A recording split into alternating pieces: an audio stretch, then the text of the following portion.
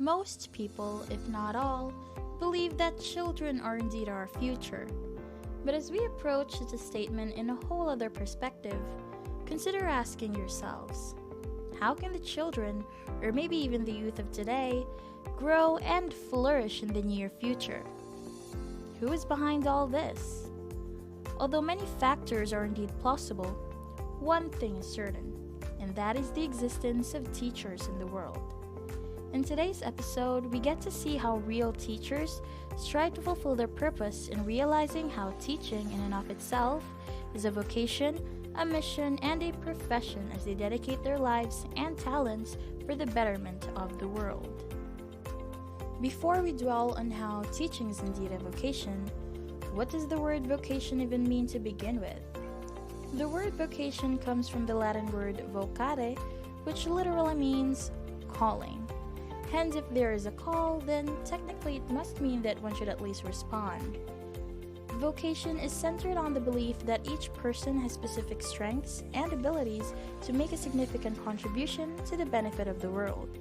And true vocation is using your gifts for the benefit of others in a way that makes you happy, without heeding for anything in return. Consider teaching as a vocation because mura siyang calling since kuan pa high school or naka-feel na ko nga na ako yung inclination towards teaching. So that is why I consider teaching as a vocation. And at this point, let's take the time to understand what the word mission means. So mission comes from the Latin word missio, which means to send. Therefore, we can say that one is sent for a reason to accomplish a certain mission. But if we ask ourselves, how is teaching a mission? And what is its relevance to the idea of being sent? Now here's the reason why. Teachers are actually sent in this world to accomplish their mission and purpose, which is to teach. Teaching is a mission, a duty, with a purpose and a goal to accomplish and contribute to the development of this planet.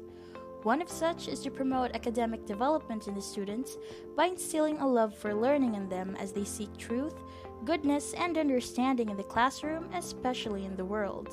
Which is why teachers see teaching as a mission that they need to accomplish and be exhibited upon driving the students to become more knowledgeable and be critical thinkers in the society. Moving on, I am pretty sure that most of you are now fairly familiar with the idea that teaching is indeed a profession. But before that, what is a profession anyway? And when can we call someone a professional? A profession, in simple terms, is an occupation, especially one that involves prolonged training and a formal qualification. Therefore, a professional isn't merely an expert with a wide range of intellectual skills or those with a degree to show. Rather, it is an expert with a wide range of experience and qualification in the field. To elaborate, there are actually three common elements of a profession. First, professionals must at least acquire the necessary knowledge and skills needed in their field. Like teachers, it is imperative that they acquire knowledge and the necessary skills to effectively target instruction and guidance towards the students' learning needs.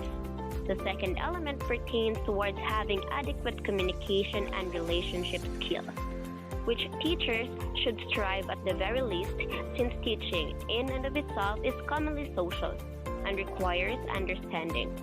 And the third element is to instill and practice the code of ethics. This is important for teachers to decipher the right thing to do and to take responsibility for and stand by their decisions.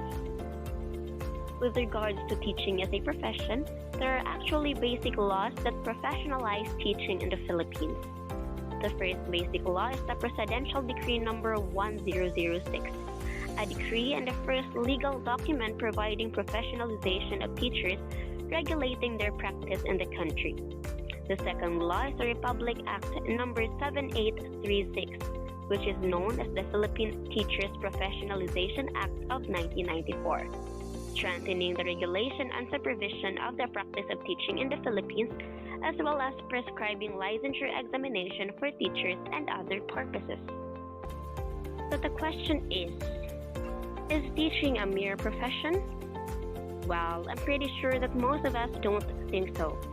If you take teaching as your profession, This means that you must be willing to go through a long period of preparation and a continuing professional development, with, of course, the goal to strive for excellence, commitment to values, and overall dedication of oneself to public service and build the children of our future, which basically sums up everything that we have shared today, where teaching is indeed a vocation, a mission, and a profession.